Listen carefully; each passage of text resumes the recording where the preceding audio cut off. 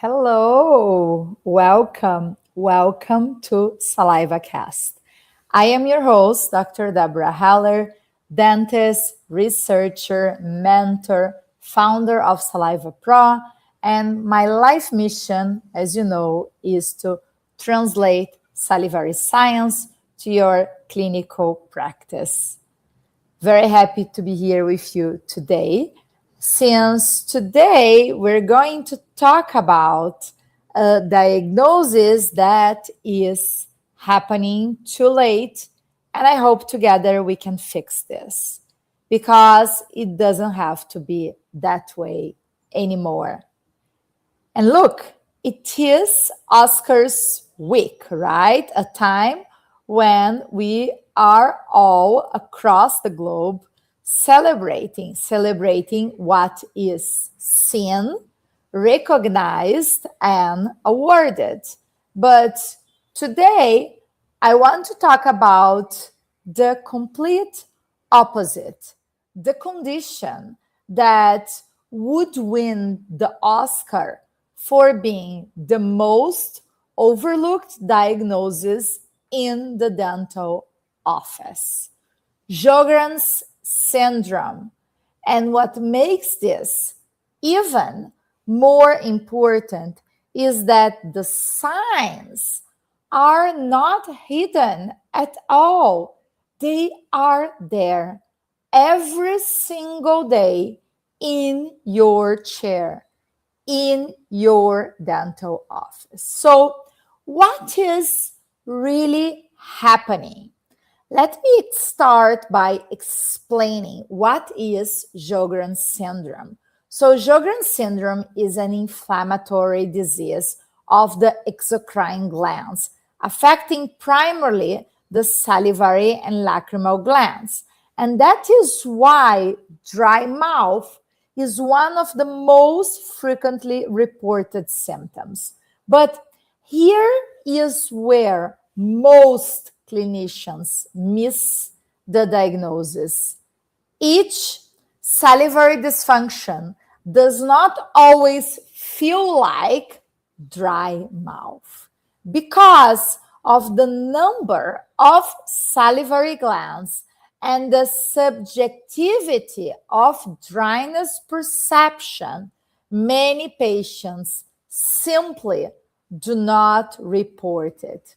There is even data showing that up to 26% of patients with Sjogren's syndrome do not report dry mouth, even when salivary function is already compromised. So, what do they report?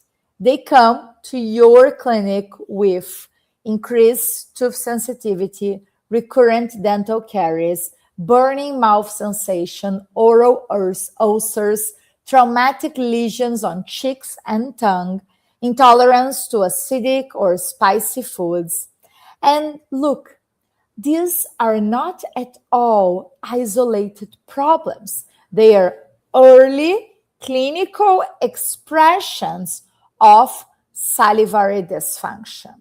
Why saliva matters more than what you may think. Saliva is not just a fluid, it is a biological protection system. It has buffering capacity, it maintains physiological pH, it clears the mouth. It is the best natural mouthwash you can have. It clears bacteria, debris, acid. It forms the salivary pellicle, which protects both teeth, mucosa, and all rehabilitation. This is key for oral health. And a key physiological detail that you may not know is that the accumulation of less than 1.5 ml of saliva already triggers swelling. But even after swelling, a thin layer remains, and that's the dental pellicle, that's the salivary pellicle, and that's the mucosal pellicle. And this layer is critical.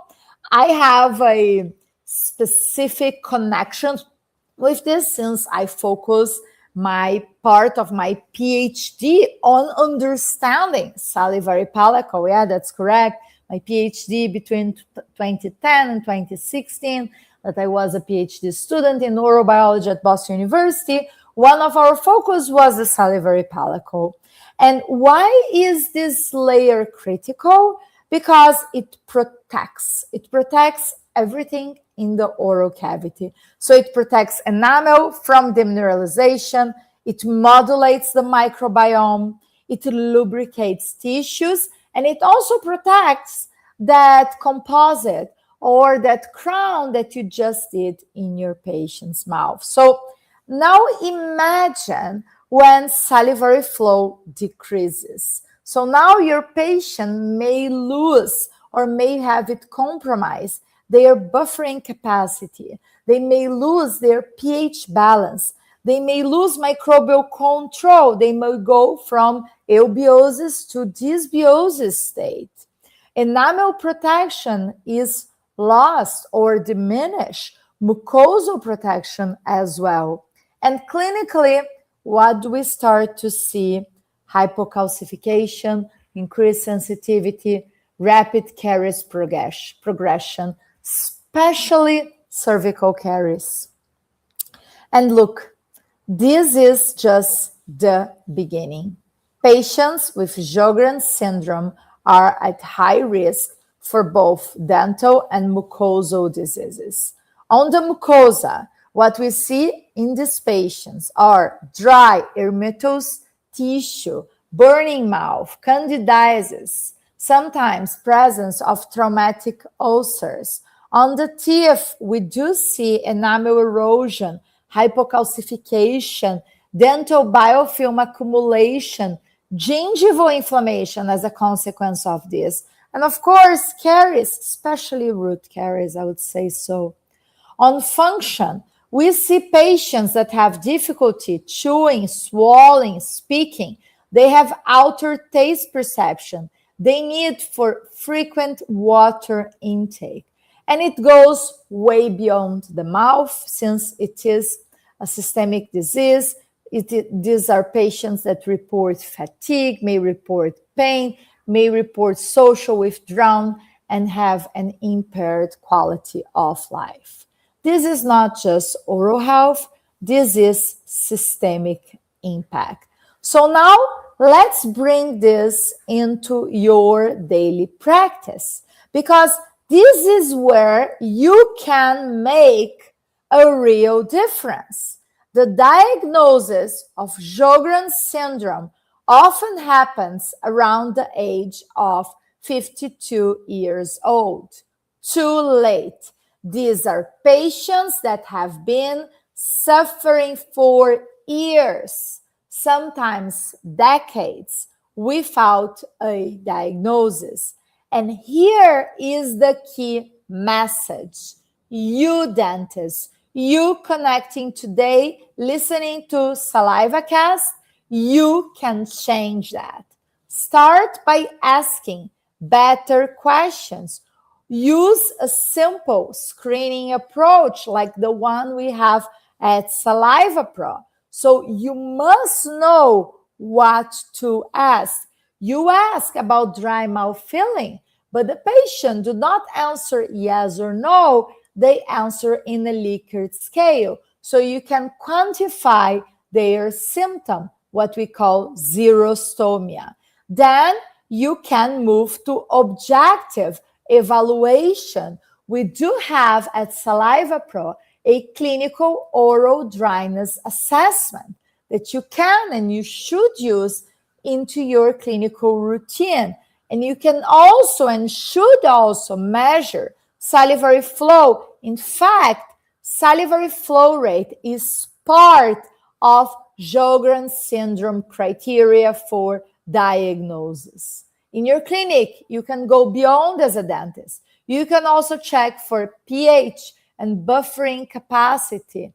And very important, when suspicious arises that it may be a patient with Sjogren's syndrome, you will refer for minor salivary gland biopsy, serological testing such as anti-SSA and anti-SSB markers, and also the complete evaluation by the International Diagnostic Criteria for Sjogren's syndrome. This is where dentistry connects with medicine.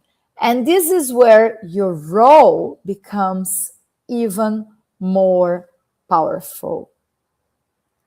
Now let's talk about the future. Saliva as a diagnostic tool, or as I will show you today, not simply the future, but the present. Recent research, including our own published chapter in the Springer book focused on Sjogren's syndrome, shows that saliva is not only affected by Sjogren's, it can also help diagnose it. We are seeing changes in mucins, MUC5B and MUC7, increase autoantibodies in saliva, like the ones I just mentioned to you, altered cytokine profiles, and distinct proteomic signatures. Saliva is becoming, actually, may I correct this? Saliva is already a diagnostic fluid. And this opens a new era: early detection, monitoring, personalized care, going from reactive care to preventive care. Now let me give you a real story. Let me tell you about Joanne, and this is a story that was shared on the Sjogren's Foundation Instagram account. She lived with symptoms for years. She reports she lived with dry mouth, sensitivity, discomfort, but she adapted. She thought like this is her normal life, like many patients do, until she was finally diagnosed. And when she received that diagnosis, she said something that is very powerful, and I want to share this with you. She says, I have been living with this for decades. I didn't know. This is not rare. This is the reality. And now that you listen to this episode of SalivaCast, you have the opportunity to do something different, to look at dry mouth differently, to ask better questions, to identify what others may miss. You are no longer just reacting to clinical signs and symptoms. You are changing lives. You are helping patients finally understand what they have. And that is powerful. Maybe in Oscars week, it's time to take Sjogren's syndrome out of the category of overlooked diagnosis and bring it into the center of clinical investigation. Look, dentists, if you found this episode valuable to you, make sure you follow SalivaCast. You like it here on your favorite podcast streamer. We're at Spotify and all of them. Share it with a colleague who should be listening to this. And if you want to go deeper and to bring salivary diagnostics into your clinical practice, if you want to be recognized as a special dentist, to be recognized as someone that uses salivary monitoring during their clinical routine, do send me an email at Debora, DEBORA, at salivapro.com, or connect with me on Instagram. So I have a more popular account. It's called A Dentista Cientista, and also a new all English account, which is DR as Dr. Debora Heller. Because this is not just about saliva. This is about better diagnosis, better care, and better lives.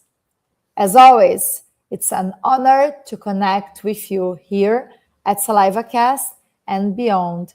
And now you're part of this mission. I count on you to bring salivary diagnostics to all your patients and all your colleagues all over the world. I'll see you at the next SalivaCast.